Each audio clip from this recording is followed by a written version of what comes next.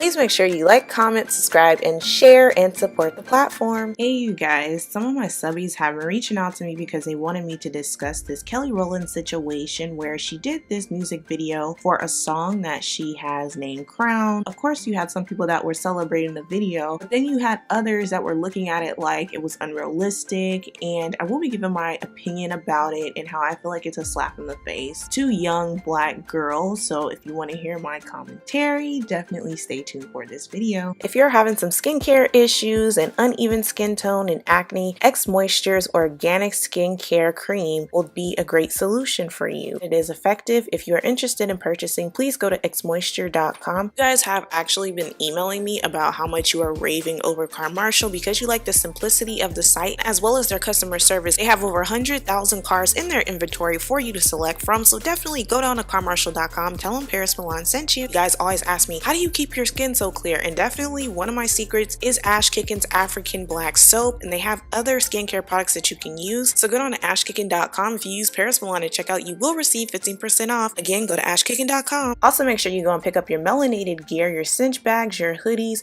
Go support Black currency unmasked. Okay, so before I actually dive in, I just want to make a mini disclaimer. I am fully aware that Kelly is not in charge of who she casts for her music videos. Some artists choose, some artists don't. However, she could have made the executive decision to not even go ahead and do the song. So let me actually get into the video now. As you all probably are aware, Kelly Rowland was 1/3 of the trio Destiny's Child, and recently she had a song come out. She partnered with Dove to help with the concept, where the song features young girls of all different races, okay, just remember that part, where they are explaining their experience with their hair. I don't want to play this in the video because I don't want to get a copyright strike, but there is the first girl, the first black girl that they show. She has braids, and she explained that she was expelled from school for wearing her braids. White girl, which she claimed that people were calling her a boy because of her hairstyle. I personally feel like I'm not really sure how she would take that any other way, because I did not know that she was a girl until she opened her mouth. So I'm not really sure how that can relate to the struggle of the first black girl. But the third girl that they showed is mixed race. She said her hair has been called a pigeon's nest, and she said that people would say things like she looks like she's been hit by electricity or something along those lines. Then there's a white girl that has red hair, and she said that people will call her Gingy or Ginger. I'm like, how is ginger a derogatory term when that is literally the name of the color that they call people who have that orangey reddish colored hair? Let's move on. And then there's a white girl who has blonde hair, and she said people will call her a dumb blonde, and it impacted her. Throughout the video, you could just see Kelly Rowland interacting with the girls and trying to tell them to embrace their crown and be confident. Just seeing the video, it's just like, I really feel like it did a disservice to young black girls because it gave them unrealistic expectations of allies. Realistically, we have no allies when it comes to our hair. We have no allies when it comes to us as black women. To try to use this intersectionality, all-inclusive mindset that these young white girls face discrimination comparable to young black girls is a farce. And I really feel like Kelly Rowland, as she stated herself, she has experienced insecurity with her own skin tone. I'm sure she's faced colorism, and she also stated that she was able to be more secure in her skin tone due to Beyonce's mother really uplifting her and making her aware that it's okay for her to embrace her deeper hued skin. I don't understand how she thought that this was a win for young black girls when they are sitting beside girls who have absolutely no knowledge, how historically they have been penalized for their hair textures. I mean, even if you look back in the past, in Louisiana during the Spanish colonial period in the late 1700s, they literally created a tion law. And a tion is a head wrap. Some women still wear these to this day. They kind of resemble the turban, African gele. So those head wraps were forced on women of African descent because their natural hair would be decorated with ornaments. They would put jewelry in it, and their hair was so unique, and it would get the attention of the white men that lived in Louisiana, and the white men's white wives did not like seeing the attention that these women of African descent was getting from their husbands, and it caused them to become jealous. They complained, and their men decided to implement a law and ban these women of African descent to be able to wear their natural hair out, and they had to cover it up so that it wouldn't distract their husbands. So to know throughout history our hair has been penalized, to know little black girls are being kicked out of schools, and to know that they are being humiliated, like this clip that I want to show you guys really fast of this young black girl that was kicked out of school.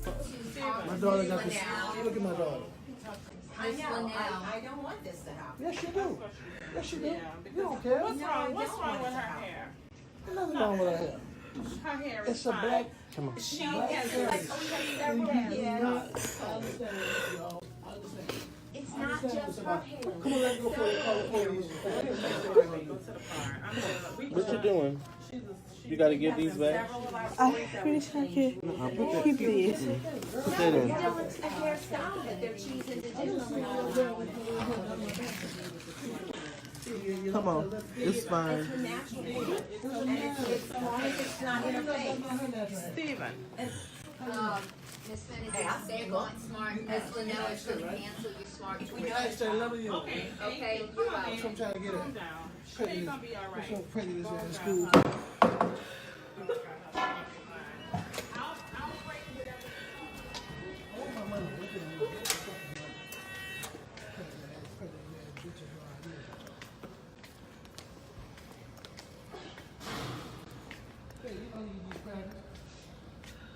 So you just saw that. No white girl in her life will ever face this level of oppression, discrimination, or ridicule because her hair is blonde, because she cut her hair, because she's a ginger. I really think that Kelly Rowland should have known better. Like, come on now. You may not be totally versed, but you should know enough about marketing and how this image portrayed to these young girls would give a false equivalency that there is some level of oppression that white girls are facing for their hair texture that is comparable to young black girls, when realistically there is no one on earth who faces this level of discrimination, who faces this level of exclusion, and who faces this level of disrespect off of their natural hair texture. That's what you tried to portray in this music video, and I really think that you should have gotten someone on your team that is versed in colorism and hair texture and the history of our hair, who could have informed you that this was probably not a good look. And even throughout the video, you didn't really have many black girls, and that's more realistic of who's experiencing